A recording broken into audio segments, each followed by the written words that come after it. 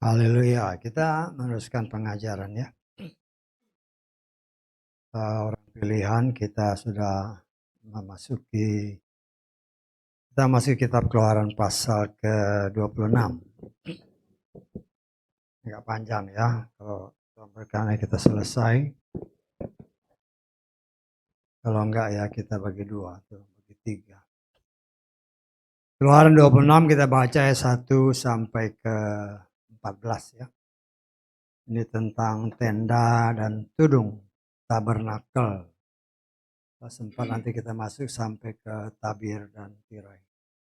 Kita baca mulai 1 sampai ke 14. Kita baca bersama 3, 4. Haruslah engkau membuat tabernakel itu dari 10 lembar tenda, dari linen halus dan benang nila, dan ungu dan kirmisi yang dipintal dengan kerup-kerupnya. Engkau harus membuatnya sebagai karya seorang perancang. Haruslah panjang 1 lembar tenda 28 hasta, lebar 1 lembar tenda 4 hasta. Untuk setiap lembar tenda harus 1 ukurannya. Haruslah 5 lembar tenda menjadi rangkaian 1 terhadap yang lain, dan 5 lembar tenda menjadi rangkaian 1 terhadap yang lain. Haruslah engkau membuat simpul-simpul dari benang nila pada tepi dari tenda terujung dalam rangkaian yang pertama. Demikian juga engkau harus membuatnya pada tepi dari tenda terujung dalam rangkaian yang kedua. Haruslah engkau membuat 50 simpul pada tenda yang pertama, dan engkau harus membuat 50 simpul pada tenda terujung yang ada pada rangkaian yang kedua. Dengan membuat simpul-simpul itu saling berhadapan, 1 terhadap yang lain. Haruslah engkau membuat 50 pengait emas. Engkau harus menggabungkan tenda-tenda itu 1 terhadap yang lain dengan pengait-pengait itu, dan haruslah tabernakel itu menjadi 1. Haruslah engkau membuat tenda dari bulu kambing untuk menjadi kemah bagian atas tabernakel. Engkau harus membuat 11 lembar tenda. Haruslah panjang setiap lembar tenda 30 hasta, dan lebar setiap lembar tenda 4 hasta. Untuk ke-11 lembar tenda harus 1 ukurannya. Haruslah engkau merangkai 5 lembar tenda secara tersendiri, dan 6 lembar tenda secara tersendiri. Engkau harus melipat 2 tenda yang ke-6 itu di bagian depan kemah itu. Haruslah engkau membuat 50 simpul pada tepi dari tenda terujung dalam rangkaian yang pertama, dan 50 simpul pada tepi tenda rangkaian yang kedua. Haruslah engkau membuat 50 pengait tembaga, dan engkau harus memasukkan pengait-pengait itu pada simpul-simpul itu, dan merangkai kemah itu supaya menjadi 1. Haruslah kelebihan yang tersisa pada tenda kemah itu, yaitu setengah lembar tenda yang tersisa, menjuntai pada bagian belakang tabernakel itu. Dan haruslah sehasta di sebelah sini, sehasta di sebelah sana, menurut apa yang tersisa dari panjangnya tenda kemah itu, yang menjuntai di atas rusuk-rusuk tabernakel di sebelah kiri dan di sebelah sana, untuk menutupinya.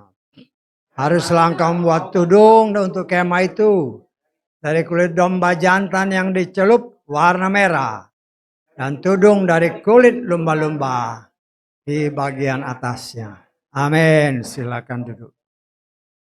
Kita mengucap syukur ya oleh kemurahan Tuhan. Ya, terjemahannya agak beda ya dengan terjemahan Lukas. Tadi di sana simpul-simpul, pengait-pengait. Maksudnya kancing ya. Kancing.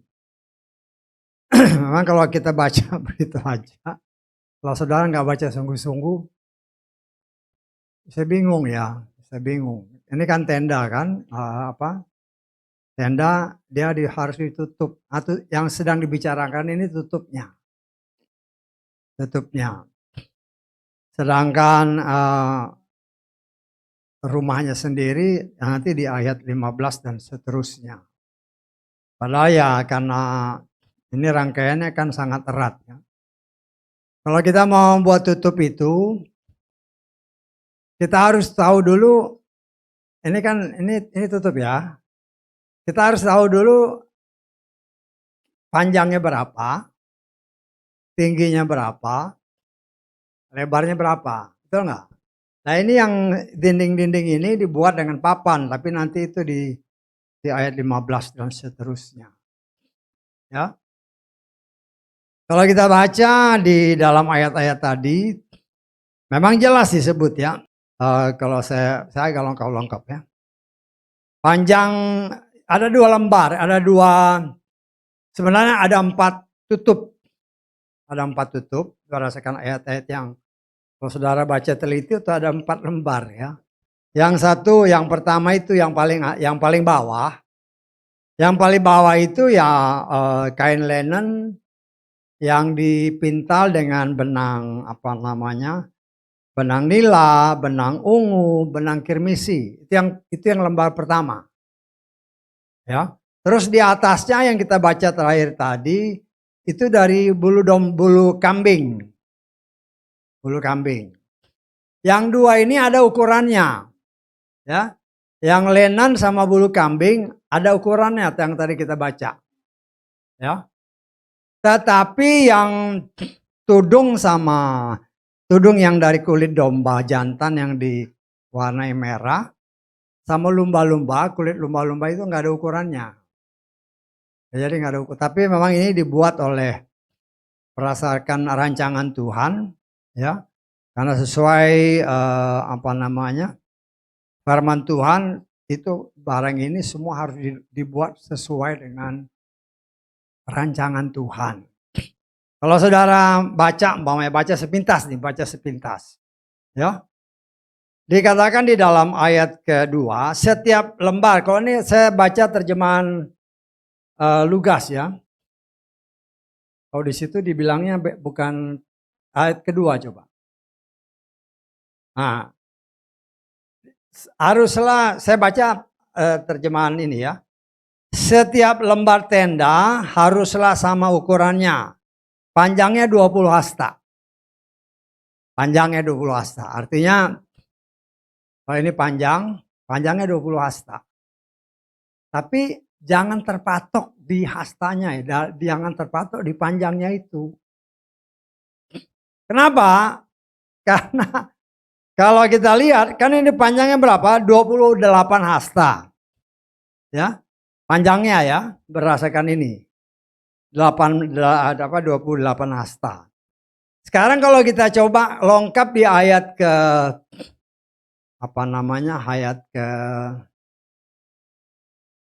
kita baca ayat 15.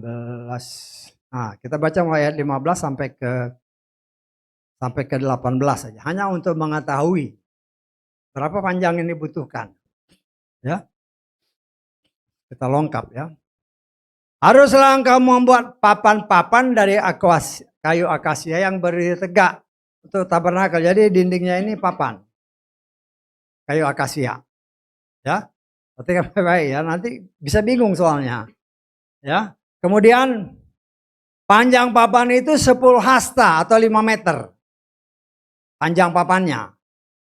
Tapi perhatikan ya, nanti papan itu bukan begini tapi tegak. Karena dibilang di sini tadi di atas tadi ayat berapa tadi 15? Yang berdiri tegak, jadi berdiri tegak nanti dia. Bukan begini ya. Setangkap ya. Terus haruslah engkau membuat papan yang berdiri tegak untuk tabernakel. Haruslah panjang papan itu 10 hasta. 10 hasta itu 1 hasta kira-kira setengah meter. Jadi tingginya itu 5 meter kira-kira, kurang lebih. Ya, karena 1 hasta sekitar 50 cm. Kemudian setiap papan itu lebarnya 1,5 hasta. 1,5 hasta. Ya. Ini kita mau cari berapa panjangnya. Karena panjangnya tadi untuk kain itu cuma 28 hasta. Cukup nggak? Kan gitu. Ya. Haruslah 2 pasang ada pada setiap papan yang dilekatkan satu terhadap yang lain. Jadi papa-papa itu nanti diikat gitu. Dipasang-pasang. Ya. Demikianlah engkau harus melakukannya terhadap seluruh papan tabernakel itu. Perhatikan ayat 18. Haruslah engkau buat papan untuk tabernakel 20 papan. 20 papan jadi satu. Bisa tangkap? Sekarang satu papan tadi berapa? 1,5 hasta. Betul nggak? Betul. Ya. 1,5 dikali 20 itu berapa? 3/2 kali 20, 30 hasta kan? Bisa tangkap? Loh ini kok panjangnya cuma 28? Kalau kita terpatok dengan kata-katanya. Ya. Karena ternyata nanti masangnya bukan kayak gitu. Ya kita harus membayangkan lebih jauh karena jangan nanti ini kain lenannya panjangnya cuma 28 hasta. Tetapi papan-papannya ini kok 30 hasta, panjangnya dari ujung sini sampai ujung sana. Itu 30 hasta. Berarti sekitar 15 meter. Sekitar 15 meter dari sini, dari depan di ruang tabernakelnya aja ya. Itu 30 hasta. Tapi panjang kainnya kok cuma 28. Kan gitu. Ya. Nah, sekarang kita lihat. Kita kembali ke apa yang kita baca tadi. Ya.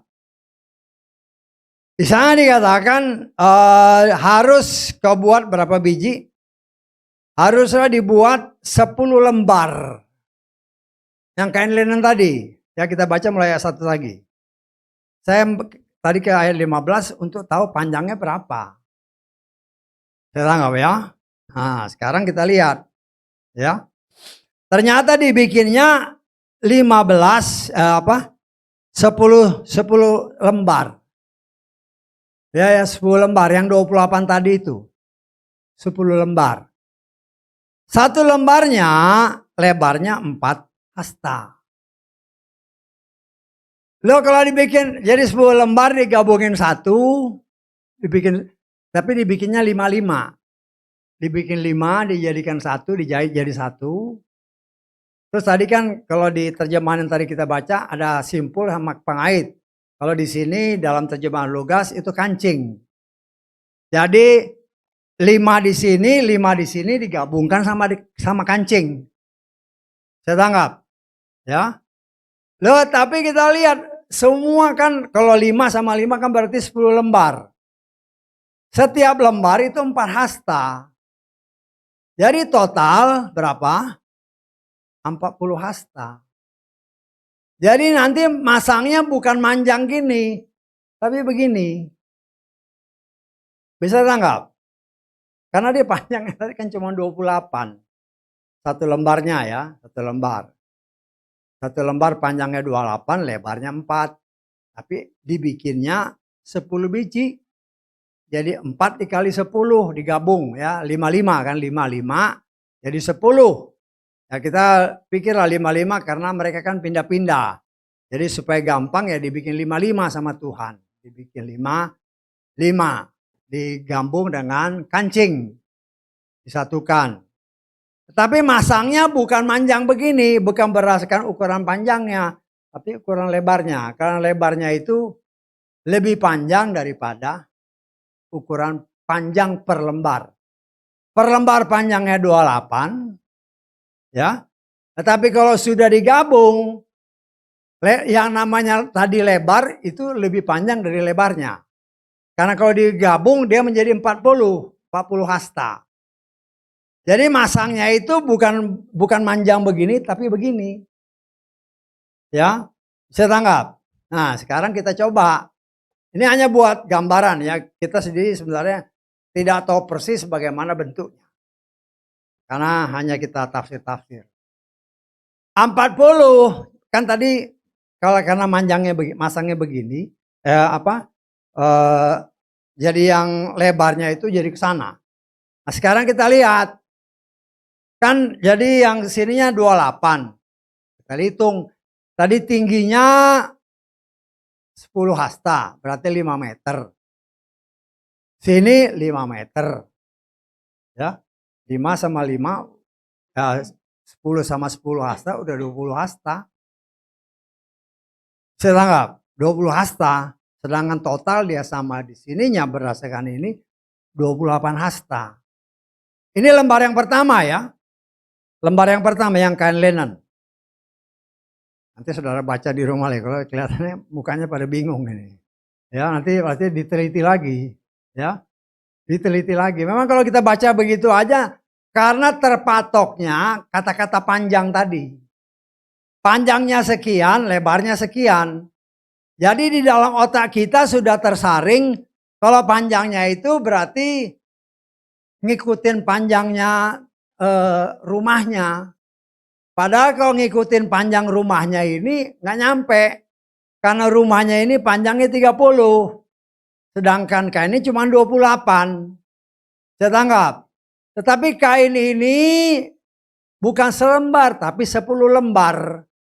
10 lembar digabungkan jadi 1, 5 jadi 1. Berarti 10 kali 4. Nah, dia panjangnya jadi 40 hasta. Yang tadi kita katakan lebarnya itu totalnya jadi 40 hasta.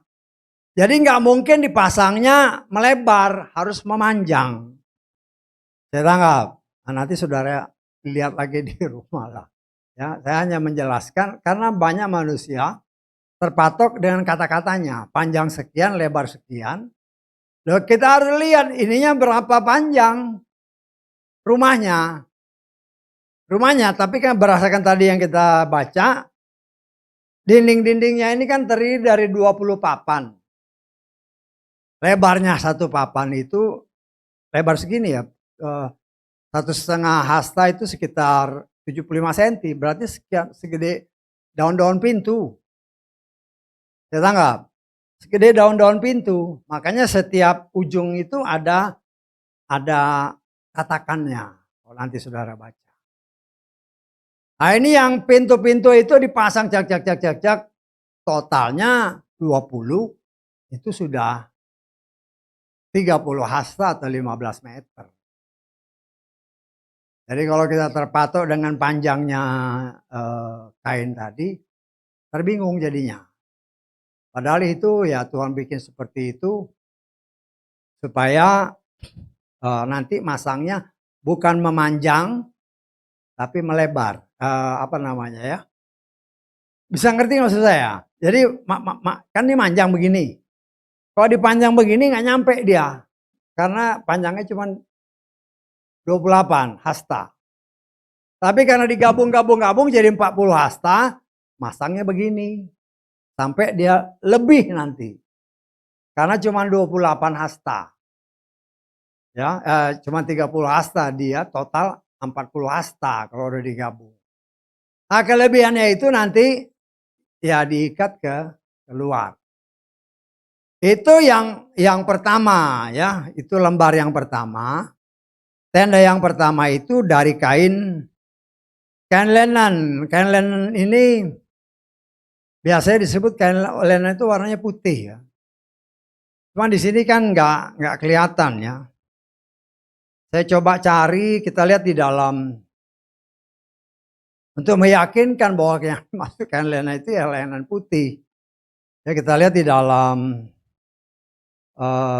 karena terjemahannya agak beda ya. Kita lihat di dalam terjemahan, di dalam ayat yang lain. Kita lihat Wahyu pasal 19 ayat ke-8.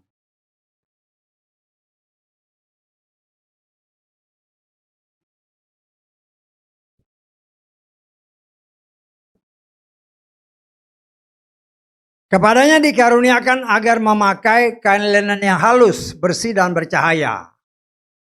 Karena kain linen yang halus adalah perbuatan-perbuatan yang benar dari orang-orang kudus.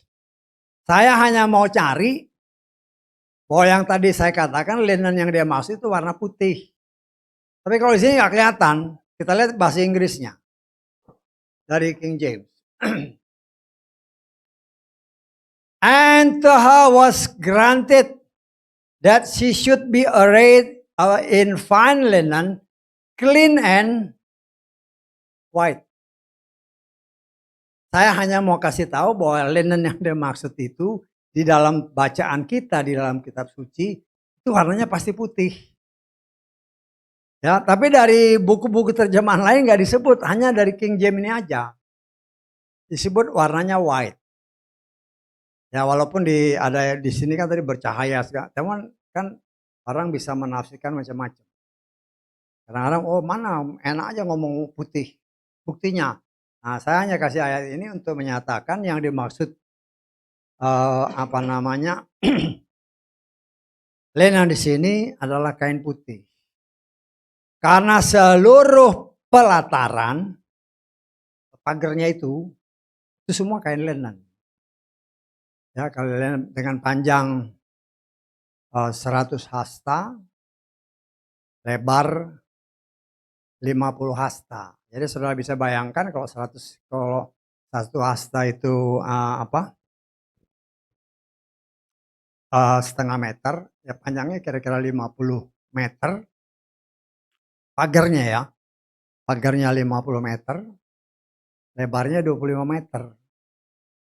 Nah, saya nggak tahu, kemarin saya minta anak saya, ada nggak itu deh? Coba dikasih lihat ini, supaya bisa kita lihat ya. Nah ini ya, panjangnya 100 hasta, lebarnya bisa kelihatan nggak? Kalau nanti jelasnya lihat di sini lagi ya, saya cuma lihat sini ya. Nah, dari pintu gerbang ini tidak disebutkan jaraknya dari pintu gerbang sampai pintu kemah. Coba lihat pintu kemahnya, ke bawah lagi. Sampai pintu kemah ini. Nggak disebut berapa. Hanya banyak orang menafsirkan, termasuk saya menafsirkan, jarak antara pintu gerbang dengan pintu kemah itu sekitar 50 hasta. Jaraknya. Apa ininya? Apa pertimbangannya? Kok menafsirkan begitu? Yang dikatakan 50 Pentakosta. Apa? Pencurahan Roh Kudus. Karena itu banyak orang menafsirkan jarak antara pintu gerbang sampai pintu kemah, ya. Orang bertobat sampai orang menerima karunia Roh Kudus. Ya. Di dalam gambar ini jaraknya itu sekitar 50, ditafsirkan 50 hasta. Karena memang tidak disebut berapa jaraknya. Hanya ditafsirkan 50 hasta. Apa argumennya? Karena 50 itu adalah, karena di situ adalah pencurahan Roh Kudus. Ya, pencurahan Roh Kudus. Ya, nanti kita akan masuk ke sana. Jadi itu gambaran kasar. Ya. Jadi yang sekarang yang kita mulai ini kan di kemah itu yang di atas itu. Ya, kemah ini yang sekarang kita bicarakan. Jadi coba kita lihat. Nah, sekarang kemah ini dari ujung sini sampai ujung sana itu yang saya katakan tadi berapa? 30 hasta. Dari sini sampai atas 30 hasta, sekitar 15 meter. Lebarnya kita kan nggak tahu nih lebarnya, karena memang agak agak saru ya. Lebar dari sini ke sini berapa? Karena banyak orang yang menafsirkan, banyak tafsiran. Banyak tafsiran bahwa tempat Maha Kudus yang di atas itu ukurannya 10 kali 10. 10 hasta kali 10 hasta. Apa pertimbangannya? Karena di situ ditafsirkan adalah pemerintahan kita bersama Yeshua 1000 tahun lamanya. Ya boleh-boleh aja. Tetapi dalam kenyataannya kalau kita baca ini, benar nggak dia 10? Bisa tangkap? Ya. Nah, kita lengkap lagi sedikit. Kita lihat di dalam Keluaran pasal ke 26 tadi, kita baca mulai ayat 22 sampai ke 25. Hanya untuk kasih lihat ya, kita kan sudah tahu panjang tingginya ini berapa? 10 hasta tadi karena satu papan. Ini juga 10 hasta. Loh, ininya berapa? Lebarnya kita kan nggak tahu karena lebarnya ini kan ya jadi ini ya ini kita harus tahu juga dari sana ke sana berapa hasta. Saya tanggap ya. Nanti ya saya ngerti kalau baca pertama kali pasti bingung. Apalagi kalau dengan terjemahan-terjemahan yang apa namanya yang kata-katanya bisa membingungkan karena kalau menurut Lugas dia kancing. Kalau tadi kan apa namanya? Pakai pengait segala macam. Beda kan? Cuman maksudnya itu kancing, ya. Haruslah untuk kedua panggul tabernakel sebelah barat. Ya kita tahu bahwa masuknya itu kan pintu itu dari sebelah timur. Ya. Nah, kita mau tahu pintu sebelah sana, bukan pintu, lebarnya itu berapa dia. Makanya diambil sebelah barat. Engkau membuat 6 papan. Sebelah barat 6 papan. Ya. 6 dikali 1,5, ya, kan tadi lebarnya 1,5 hasta. Kalau 6 papan, 6 dikali 1,5 berarti berapa? Betul nggak 9? 6 kali 1,5, 9 hasta. Nah, perkiraannya kan tadi kan 10 kali 10. Itu tafsiran orang ya, kenapa 10 kali 10? Tapi kalau dihitung ternyata tidak. Menurut tafsiran saya berdasarkan tertulis. Berdasarkan ini kan 6 papan. Ya. Tetapi kita lihat lagi ke bawahnya. Haruslah engkau membuat 2 papan untuk sudut-sudut tabernakel di kedua panggulnya.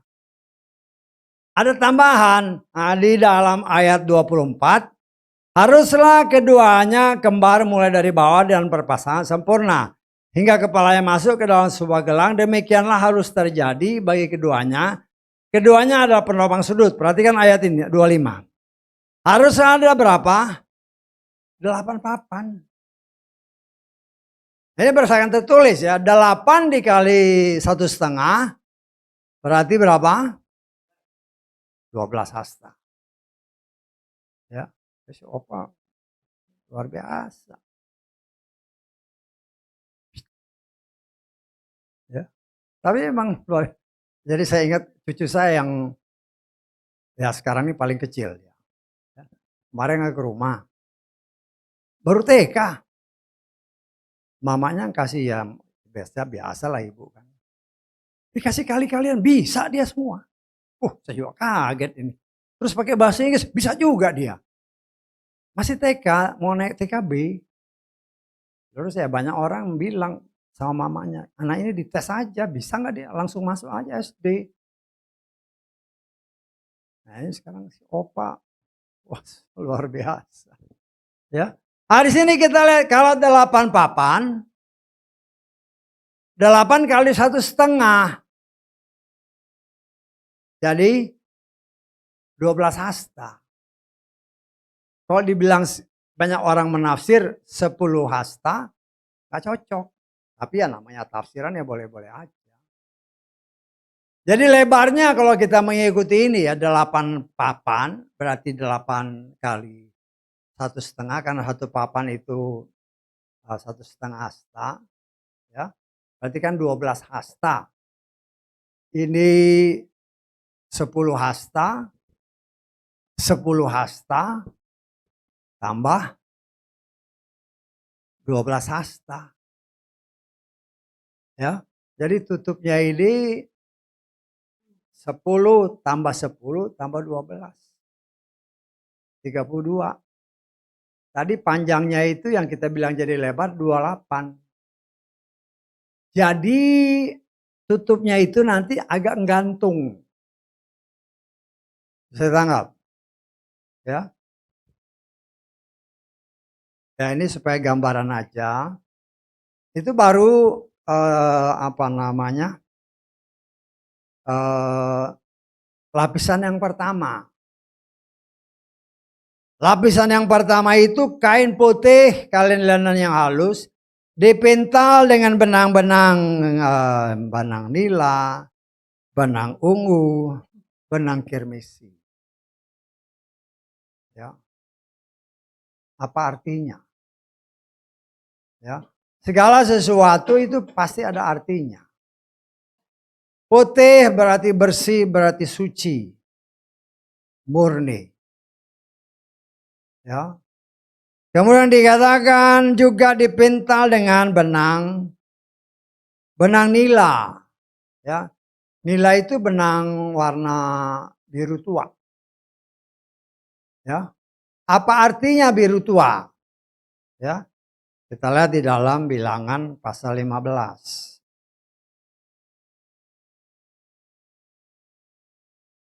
Pasal 15.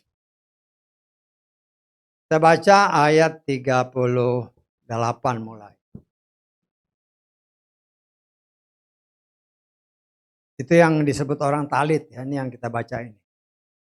Berbicaralah kepada Bani Israel dan haruslah engkau mengatakan kepada mereka bahwa mereka harus membuat jumbai-jumbai pada ujung-ujung baju mereka turun-temurun.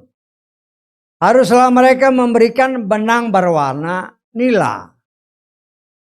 Nila pada jumbai di ujung-ujung baju itu akan terjadi kepadamu. Ketika kamu melihat kepada jumbai itu, maka dia akan mengingatkan kamu kepada semua perintah Yahweh agar kamu melakukannya. Sehingga kamu tidak akan mencari setur hatimu dan setur matamu. Karena menurut mereka kamu berlaku sebagai pelacur. Supaya kamu mengingat dan melakukan seluruh perintahku dan menjadi kudus bagi Elohimmu. Warna nila berdasarkan ayat-ayat ini adalah supaya kita terus-menerus mengingat firman Tuhan dan mempraktekkannya dalam hidup. Itulah yang dimaksudkan juga dengan yang disebut talit. Tapi kalau kita mau jujur, ya, yang mereka pakai itu tidak sesuai ini. Kalau mau jujur ya kau yang dengar di luar, coba perhatikan ayat ini baik-baik. Ya, kita lihat naik ke atas lagi, ayat 39 tadi.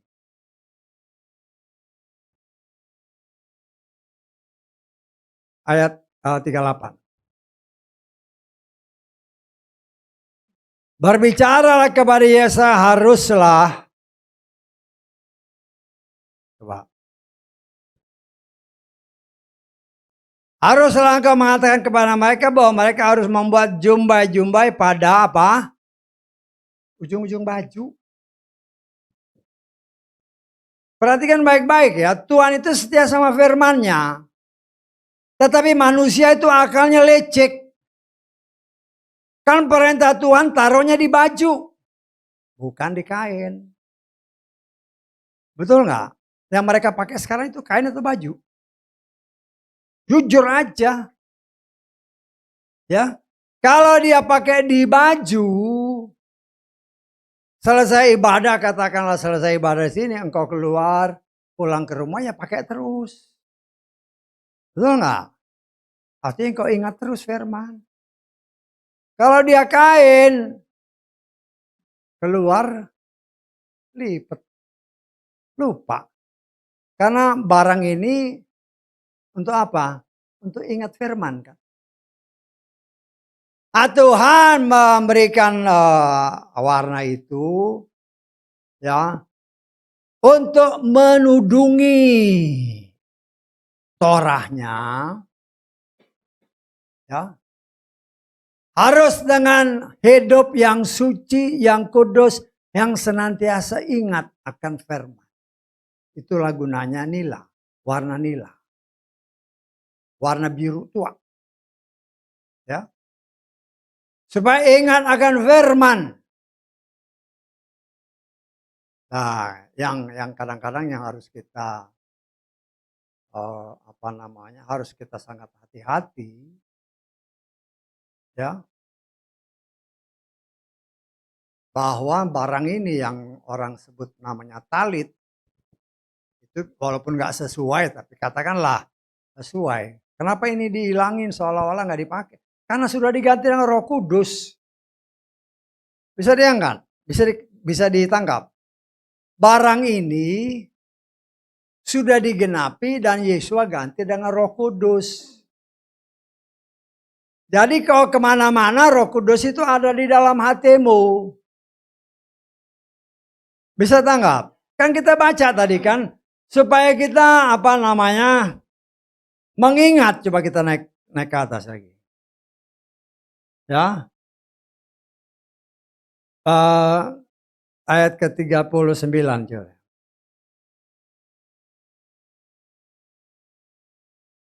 Ketika kamu melihat kepada Juma itu, dia akan mengingatkan kamu kepada semua firman.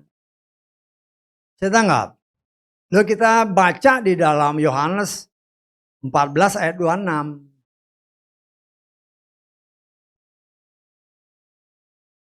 Namun penghibur, yakni Roh Kudus yang akan Bapa utus dalam namaku, dia akan mengajar kamu segala sesuatu dan akan apa? Mengingatkan kamu segala sesuatu. Karena Bapa Yahweh tahu bahwa manusia itu munafik. Dia taruh jubah di baju, dia taruh di kain. Bangga lagi. Menunjukkan kebodohannya. Karena harusnya dia pakai di baju. Artinya kita bisa tahu orang ini nggak ngerti firman. Karena Tuhan tahu akan kedegilan hati manusia, ini sudah digenapkan Yesus kasih Roh Kudus. Roh Kudus itu bukan saja mengingatkan, tapi dia mengajar. Loh ini nggak ngajar talit itu. Roh Kudus itu bisa memampukan kita melakukannya. Talit itu nggak bisa. Bisa tanggap?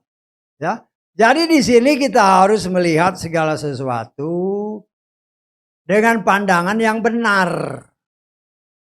Ya. Dan Tuhan mau, ini kan tudung ini atau tenda ini untuk menaungi Torah yang ada di dalam kemah. Yang kita bisa tafsirkan, itulah maksudnya. Tubuh kita, di dalam hati kita ada firman. Dan firman itu akan bekerja kalau kita hidup dalam kekudusan dan kebenaran, dalam ketaatan akan firman. Itu warna putih dan warna biru.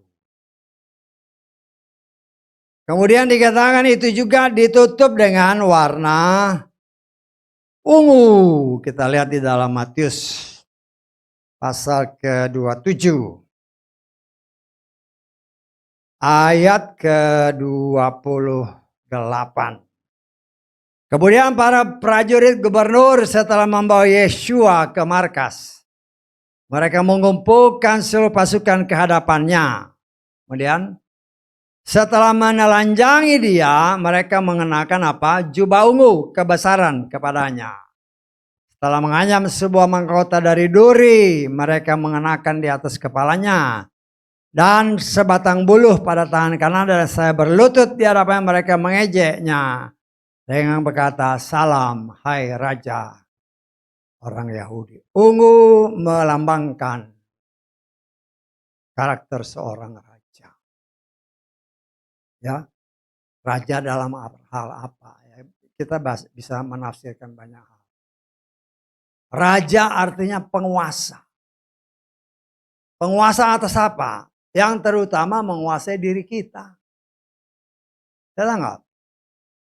Menguasai diri kita, matikan kedagingan kita, harus menjadi raja dalam hidup kita. Dan jangan biarkan si setan menjadi raja dalam hidup kita. Kita harus benar-benar mampu menguasai hidup kita. Karena di dalam hidup kita ini ada Torah. Kan ini berbicara tudung ya, berbicara tudung. Dengan lapisan yang pertama itu. Ya, dengan linen yang halus, yang dirajut juga dengan warna, benang warna yang tadi kita sudah bicarakan, baik benang warna nila, warna ungu, dan yang keempat adalah warna kirmisi. Ya. Kirmisi atau warna merah cerah. Merah melambangkan darah. Darah keluar kalau kulitnya kena barong tajam. Betul nggak? Saudara kalau mau lihat darah kan congkelnya ya kulit menceklek keluar darah. Artinya apa? Pengorbanan. Orang yang mau mengorbankan dirinya, dalam arti kata mau mematikan semua keinginan daging, keinginan mata, dan keangkuhan hidupnya, memang memerlukan pengorbanan. Kita baca 1 Yohanes pasal kedua, ayat ke-15 mulai. Janganlah mengasihi dunia ataupun hal-hal yang ada di dalam dunia. Jika seseorang mengasihi dunia, kasih Bapa tidak ada padanya. Sebab, perhatikan ayat ini. Segala sesuatu yang ada di dalam dunia, hasrat daging, keinginan mata, keangkuhan hidup bukan dari Bapa, melainkan berasal dari dunia. Dunia sedang berlalu juga hasrat, tetapi siapa yang melakukan kehendak Elohim, ia tetap tinggal untuk selamanya. Berbicara merah kirmisi, berbicara pengorbanan. Kita ya banyak orang kan di luar sana berpendapat kita hidup satu kali. Saya nggak mengajarkan itu. Tapi orang dunia, kita hidup hanya satu kali di dunia. Manfaatkanlah sebaik-baiknya. Ya, akhirnya ya udah. Memanfaatkan semua waktu untuk kesenangan daging. Dan saya tidak pernah mengajarkan kepada saudara, kita hidup cuma satu kali. Itu tidak sesuai firman. Sebagai orang percaya, kenapa? Ya, karena kita, katakanlah orang-orang percaya, ada yang mati. Tapi kalau dia percaya, dia mengasihi Tuhan, dia bangkit lagi. Lo itu kan udah 2 kali. Dan selamanya, kalau udah bangkit ya selamanya. Jadi kalau ada orang dunia menyatakan kepada kita, kita kan hidup satu kali aja di muka bumi. Jangan kau imani. Kau berani mengimani, artinya kau menyangkali firman. Firman Tuhan menyatakan, kalau toh kita, orang-orang percaya sudah meninggal, ketika sangkakala berbunyi, kita akan bangkit lagi. Jadi tidak satu kali. Orang dunia mengatakan begitu, jangan kau ikut-ikutan. Kalau kau ikut-ikutan, artinya kau menyangkali firman. Engkau menyangkali firman, maka kita pun akan disangkali Tuhan. Karena ada tertulis, barang siapa menyangkali aku juga akan sangkali. Tetangga. Ya memang aneh memang. Karena itu saya sebagai pelayan Tuhan harus mengingatkan kita semua. Kita nggak sama dengan orang dunia. Memang kita mengharapkan pengangkatan. Tetapi kalau Tuhan sudah kangen. Berdasarkan Ayub 14 ayat 14 dan 15. Aku kangen pulang dulu deh. Udah. Oke Bapak. Nah, artinya tubuhnya tidur ya. Kita harus ingat ya, bagi orang percaya yang dikenal oleh orang luar itu mati, Tetapi berdasarkan iman kita bukan mati, tetapi kita tidur. Kita baca 1 Tesalonika 4 ayat 14. Sebab jika kita percaya bahwa Yeshua telah mati dan telah bangkit, demikianlah pula Elohim akan membawa bersamanya mereka yang telah meninggal melalui Yeshua. Kita baca bahasa Inggrisnya. Ya, lebih paham. For if we believe that Yeshua died and rose again, even so them also which sleep in Yeshua. Karena kalau orang mati, perhatikan baik-baik ya. Kalau orang mati, engkau tiup trompet di telinganya, dia nggak bangun. Nggak bisa. Tetapi kalau orang itu tidur, engkau tiup trompet di kupingnya, dia bangun. Inilah yang dimaksud. Saya tanggap. Itu salah satu perbedaan antara orang yang percaya sama orang-orang dulu. Ada perbedaan. Maleakhi pasal 3 ayat ke-18. Kamu akan melihat lagi perbedaan antara yang benar dan yang jahat. Antara orang yang melayani Elohim dan orang yang tidak melayani dia. Kita lihat terjemahan LAI. Maka kamu akan melihat kembali perbedaan antara orang benar dan orang fasik. Antara orang yang beribadah kepada Elohim dan orang yang tidak beribadah kepadanya. Ada perbedaan. Terangkat. Ya. Jadi segala sesuatu kita coba mengerti firman. Kemudian itulah yang kita imani. Ya. Karena itu Tuhan mau, karena dia mau Torahnya itu ada dalam hati kita. Kita menjadi tudungnya. Ya. Hidup kita harus benar-benar ada di dalam dia. Harus benar-benar bersih. Harus benar-benar taat dan setia. Ya. Harus mau mematikan kedagingannya. Berbicara kirmisi tadi. Ya. Karena engkau dan saya ini bukan lagi milik dunia. Kita milik Bapa Yahweh. Engkau dan saya ada tertulis adalah pendatang di muka bumi. Ya. Yang pada waktunya dia akan membawa kita ke rumahnya. Dan kita akan tinggal bersama dengan dia selama-lamanya. Ya. Nah, kita melihat dari apa yang tadi kita baca, semua yang tadi kait-kait kancing-kancingnya itu untuk lapisan pertama ya, itu ada 4 lapisan. Ini dinding-dinding, lapisan pertamanya itu tutupnya kain itu tadi dengan dirajut dengan 3 tambahan warna. Jadi total ada 4, ada warna putih, ada warna nila, ada warna ungu, ada warna merah. Ya, itu kan tadi 5 digabung kan? Ada kancingnya. Nah, kancingnya itu berdasarkan ayat ke-6 ya, Keluaran pasal 25.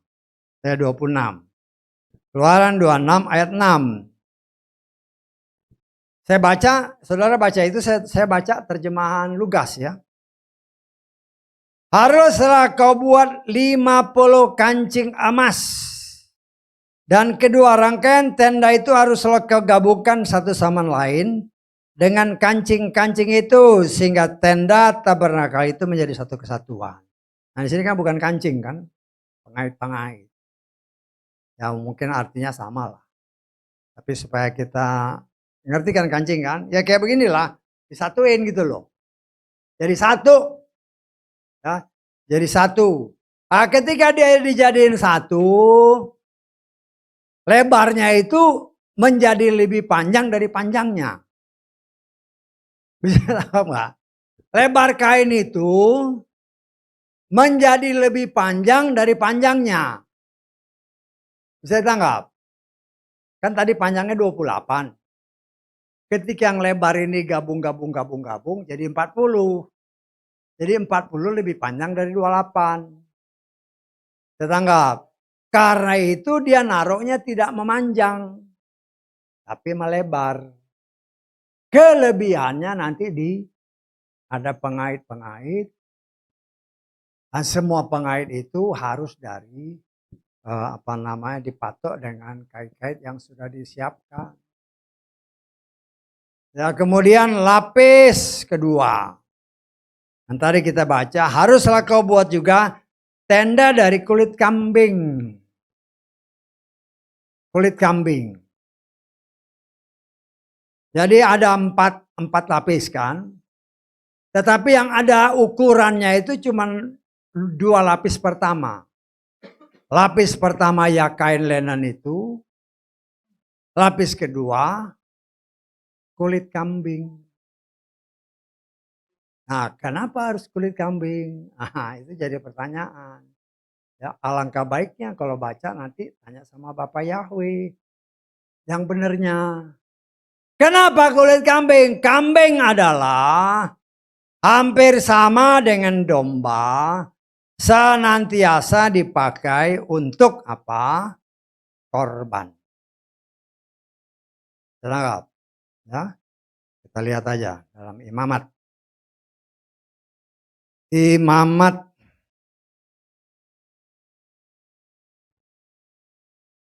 pasal ke 1 aja lah ya, ayat ke-10. Karena banyak orang yang menafsirkan seolah-olah kambing itu lebih jelek. Ya, artinya harusnya domba. Tapi kalau saudara baca Imamat, mau kambing domba atau domba ya sama aja. Kalau kita kan suka beda kan, kambing sama domba beda kan. Tapi kalau mereka kambing domba sama kambing-kambing ya sama aja. Kita baca nih 1 ayat 10. Imamat 1. Apabila persembahan dari kawanan domba. Dari domba-domba atau apa? Kambing. Artinya kalau kita mau bergantung kepada firman. Untuk korban itu. Mau daging kambing, mau kambing atau mau domba. Levelnya sama. Ya, karena korban itu ada level juga ya. Kalau saudara nanti baca di dalam kitab Imamat ini, ya, kalau kita baca di dalam kitab Imamat, nanti saudara bisa baca. Kalau orangnya kaya atau imam-imam atau pemimpin-pemimpin, dia harus mempersembahkan lembu, harus. Tetapi kalau dia mungkin kelas menengah, dia harus mempersembahkan domba atau kambing. Terangkap. Tetapi kalau levelnya rendah sekali, dia boleh mempersembahkan unggas, mau merpati atau tekukur. Sehingga kita bisa menilai ketika Maria dan Yusuf membawa Yesua ke bait suci, dia persembahkan apa? Berarti kurang baca ya. Kurang baca. Ya nggak apa-apa ya kan. Ya, saya sering ngajak begini, kadang-kadang komunikasi 2 arah. Kenapa? Karena ya seperti yang hari apa kemarin itu kan. Ada orang tanya terus bingung. Mau jawab apa? Ternyata setelah saya lihat, tidak ada satupun orang yang berdoa, Roh Kudus tolong. Kan kesaksian kemarin kan. Padahal ada tertulis, kita lihat dulu deh. Ya, Matius pasal ke berapa ini? Pasal ke-10. Kita baca ayat 19 dan 20. Namun kapanpun mereka menyerahkan kamu. Ya ini kan dalam hal ini kita diinterogasi. Ya kalau kemarin kesaksian ada teman-teman yang nanya, ya anggaplah seperti ini perbandingannya. Namun kapanpun mereka menyerahkan kamu, janganlah merasa khawatir bagaimana atau apa yang harus kamu katakan. Kemarin kan banyak mau ngomong apa nih? Karena kau nggak kontak Roh Kudus, ya. Karena hal itu diberikan kepadamu, apa yang harus kamu katakan pada saat itu, ya. Karena bukan kamu yang berkata-kata, melainkan apa? Roh Bapakmu. Karena itu saya ingatkan, kalau kau berbicara tentang firman, ada orang yang tanya firman, berdoa dalam hati, Roh Kudus tolong. Nah ayatnya ada. Ya. Karena ayatnya ada, ya kita harus bisa follow the word. Ikuti apa yang tertulis. Kan jelas kan? Roh Kudus nanti yang akan ngomong. Tapi kan nggak pernah, kan kesaksian kemarin nggak ada satupun yang minta Roh Kudus tolong, lupa. Mau ngandalkan otaknya, ingat-ingat lah. Kan Roh Kudus salah satu tugas yang mengingatkan kamu apa yang sudah dia katakan. Apa yang mau diingat? Nggak pernah baca. Apa yang mau diingat coba? Blank, kosong. Apa namanya? Setahu saya bukan ahli bahasa. Setahu saya definisi ingat berarti pernah terjadi. Pernah kamu baca. Lo nggak pernah dibaca. Apa yang mau diingat? Nggak ada. Karena itu senantiasa saya katakan, baca firman Tuhan. Ya. Sehingga dengan demikian kita akan mengerti. Tuhan itu sayang sama kita. Dia kasih semua. Kita bisa bilang, oh nyanyi sih keren. Oh aku cintamu. Surat cintanya nggak pernah dibaca. Akuin aja kan. Kalau nggak nyanyi, aku sayang kau Tuhan, aku cinta kau Tuhan. Kalau kita ya mau bayang-bayang ini, ya Tuhan bilang kamu pembohong. Loh bener nggak? Kalau kita mencintai dia, bacalah surat cintanya. Karena inilah isi hatinya. Ketika kita baca, kita mengerti siapa dia. Sehingga ada orang yang di luar sana, Tuhan tahu isi hati saya. Memang Tuhan tahu, hanya sayang yang kau tidak tahu isi hati Tuhan. Sehingga engkau mau melakukan seenaknya, itu yang salah. Ya, nah kembali ke yang tadi tuh. Ya, Yesua itu gimana kan gitu kan? Nah kita melihat di dalam Lukas pasal 2. Kita baca ayat 24 aja. Hanya untuk menunjukkan Yesua itu kelasnya yang mana. Kalau orang kaya dia kasih lembu, yang menengah itu kambing domba. Nah Yesua ini kelas yang mana? Kita lihat ayat 24. Lukas pasal 2. Untuk mempersembahkan korban menurut apa yang telah dikatakan dalam Torah, sepasang apa? Burung tekukur atau 2 ekor anak burung merpati. Artinya dari sini kita langsung bisa menilai level bapaknya atau siapa Yusuf itu di mana. Saya tanggap, ya. Jadi semua itu harus ada kaitan. Jadi jangan baca asal baca. Ya. Jadi kita harus ngerti ya. Kita kembali Imamat pasal 5. Ayat ke-11. Jika kemampuan tangannya tidak dapat mencapai 2 ekor burung tekukur atau 2 ekor anak merpati, maka orang yang telah berdosa itu harus membawa persembahan 1/10 eva tepung halus. Ini yang paling rendah sekali. Kalau nggak mampu lagi beli tekukur atau merpati, persembahannya tepung. Saya tangkap. Ya. Tetapi semua itu sudah digenapkan oleh Yeshua.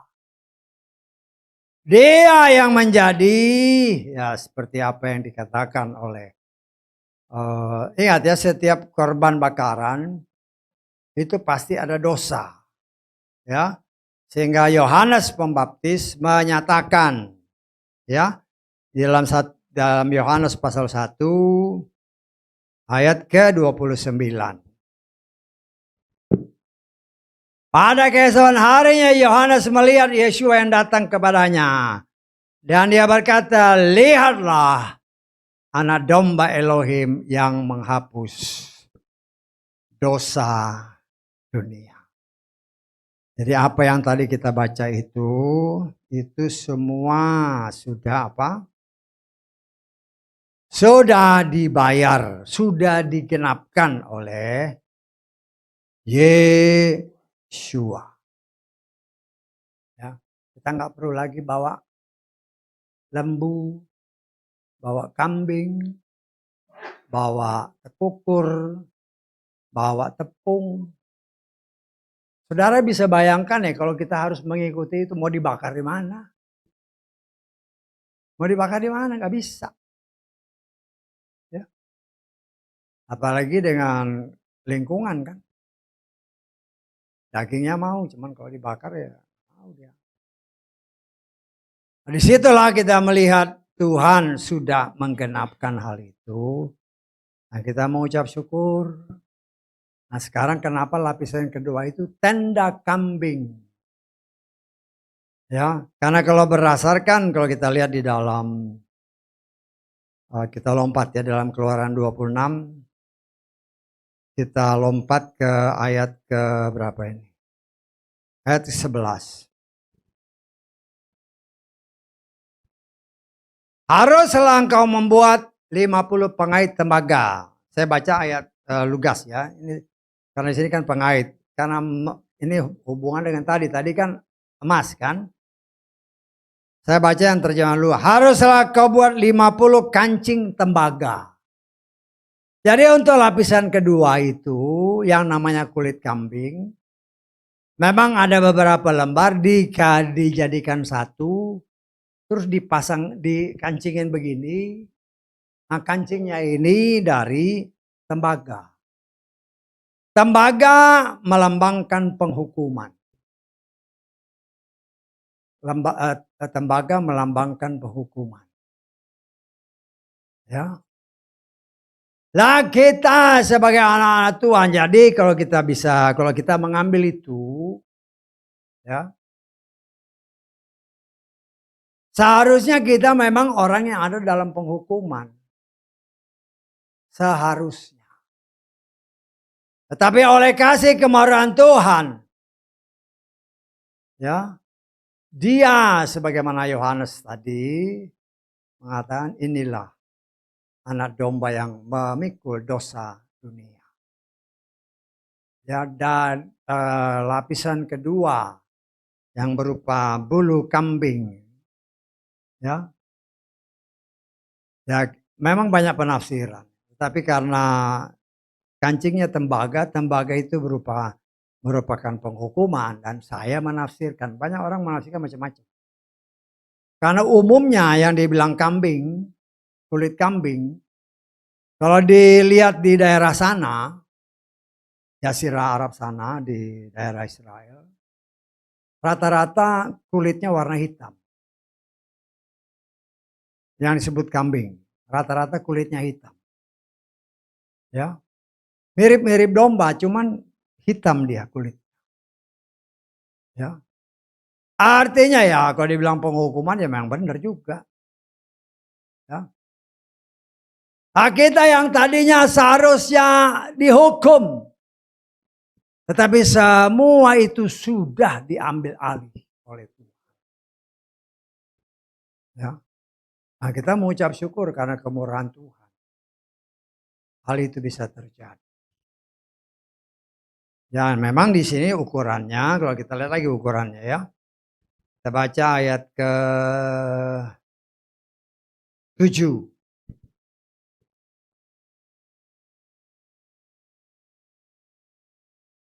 Haruslah engkau membuat tenda dari bulu kambing untuk menjadi kemah. Bagian atas tabernakel. Engkau harus membuat berapa? 11 lembar. Tadi kan 10 kan? Ini sekarang 11. Nah, 11 lembar. Kita lihat. Haruslah panjang tiap lembar 30 hasta. Udah ngomong begini, udah mulai pikirannya udah 30. Berarti pas sama yang tadi. Baca yang benar dulu, baca yang semuanya. Panjangnya 30, lebarnya tenda itu 4 hasta. Sama dengan yang tadi. Tapi dia ada berapa lembar? Ada 11. 11 kali 4, 44 hasta. Lapis kedua. Ya. Jadi dia lebih panjang dari yang tadi. Kalau yang tadi kan 40 hasta. Ditutup lagi dengan kulit kambing yang lebih panjang. Karena kalau tadi 40, nah ini 44. Jadi dia ketutup semuanya. Yang namanya tutup, ya kita bisa membayangkan. Ya. Kita bisa nafsir-nafsir.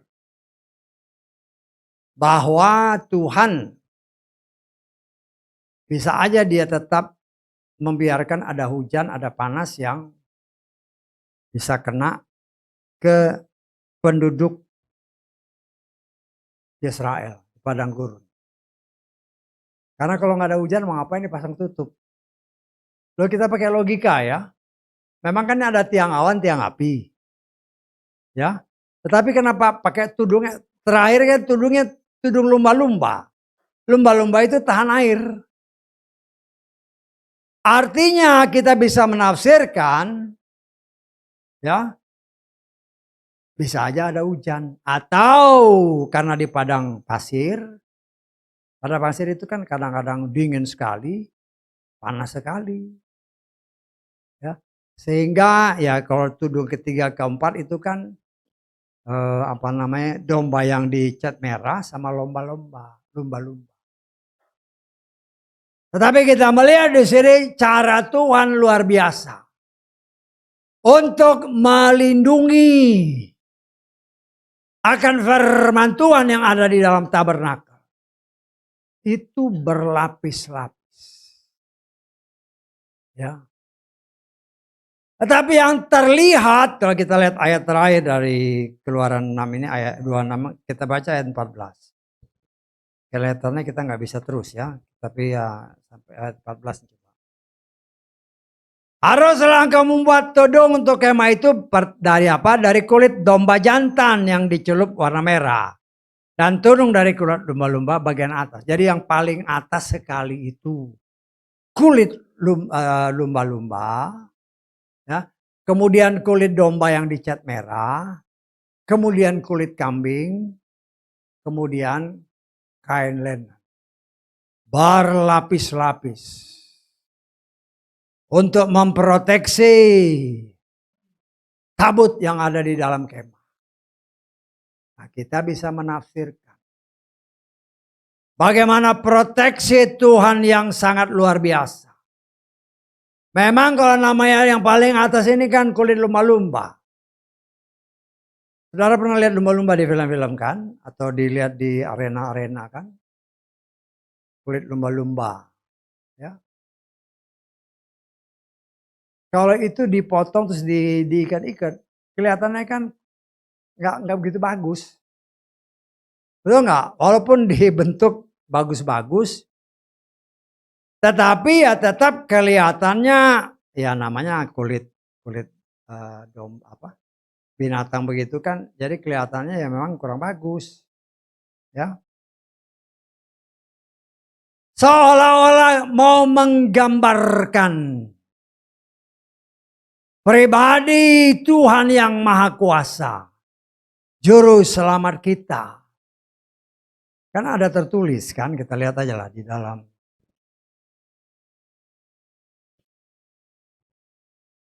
Yesaya 52 ayat ke-14.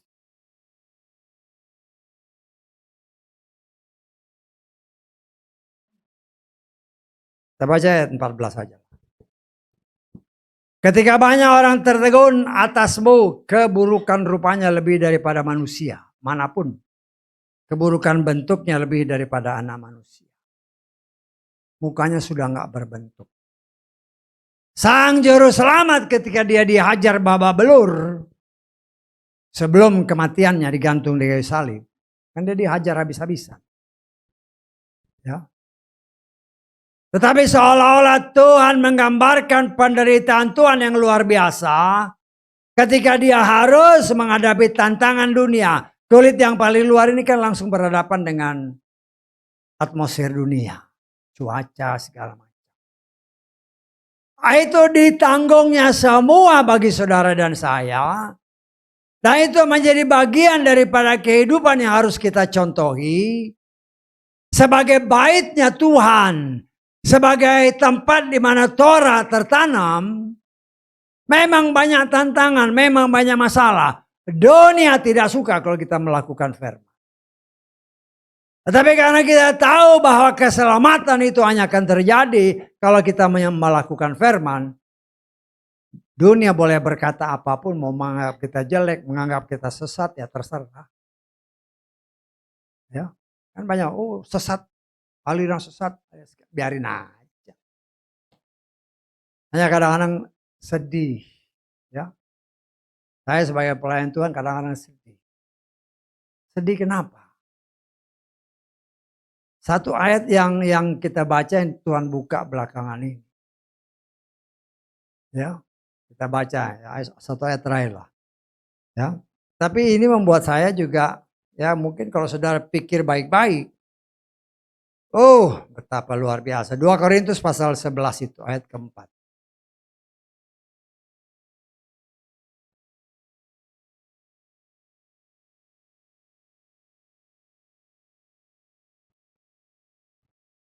Kalau saudara perhatikan ayat ini, banyak orang di luar sana yang menamakan diri pelayan-pelayan Tuhan. Simak aja baik-baik ya. Ya, saya sebagai pelayan Tuhan kadang-kadang kalau mengingat ini, nah seperti apa yang Yeshua katakan, akhir zaman seperti zaman Nuh. Kenapa? Salah satu sebabnya ini. Sebab sesungguhnya kalaupun ada yang datang memberitakan Yeshua yang lain, yang tidak pernah kami beritakan. Yang ngomong ini Rasul Paulus, orang Ibrani asli. Dia tidak mungkin memberitakan nama Sang Juru Selamat dengan nama yang lain kecuali Yeshua. Saya tangkap. Ya. Tapi kenyataan, yang ngetop itu bukan nama ini kan. Betul nggak? Nah kalau kita bandingkan dengan apa yang Yesus katakan dalam Matius 24. Akhir zaman itu seperti zaman Nuh. Zaman Nuh itu hanya keluarga Nuh yang selamat. Kenapa? Karena keluarga Nuh yang percaya kepada Bapa Yahweh. Ya. Yeshua itu Yahweh yang menyelamatkan. Nah saudara bisa bayangkan. Kalau mereka bilang Yeshua itu sesat. Kenapa dia bilang sesat? Karena dia nggak ngerti artinya. Kalau nama yang populer sekarang yang mereka sembah, apa artinya? Nggak ada artinya. Dalam bahasa Ibrani ya, nama itu tidak ada artinya. Sehingga banyak orang tidak mengerti kalau ditanya. Seperti yang seringkali dikatakan di tempat ini. Kitab yang kita kenal dengan perjanjian lama, Yesaya 43 ayat 11. Tidak ada juru selamat selain aku. Yahweh satu-satunya juru selamat. Dan itu tidak berubah sampai dalam kitab yang kita kenal dengan perjanjian baru. Tetapi kalau kau pakai nama Yeshua yang lain, di situ nggak ada nama Yahweh.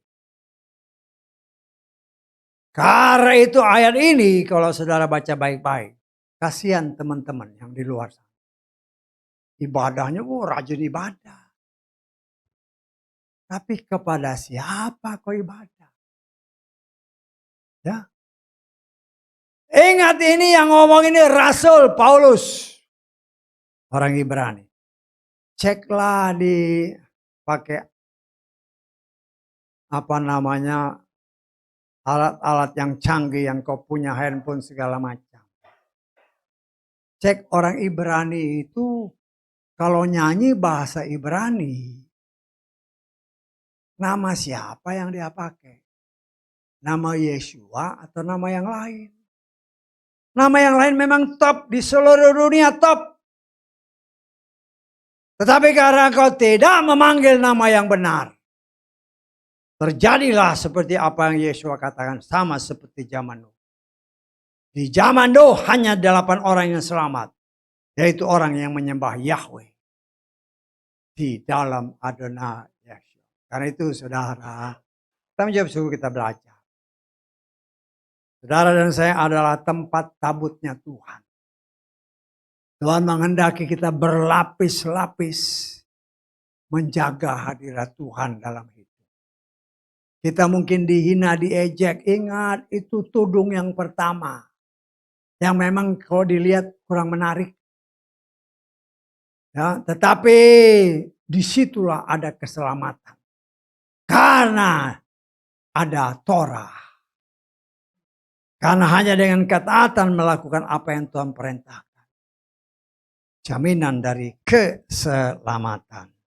Haleluya. Amin. Mari kita bangkit berdiri.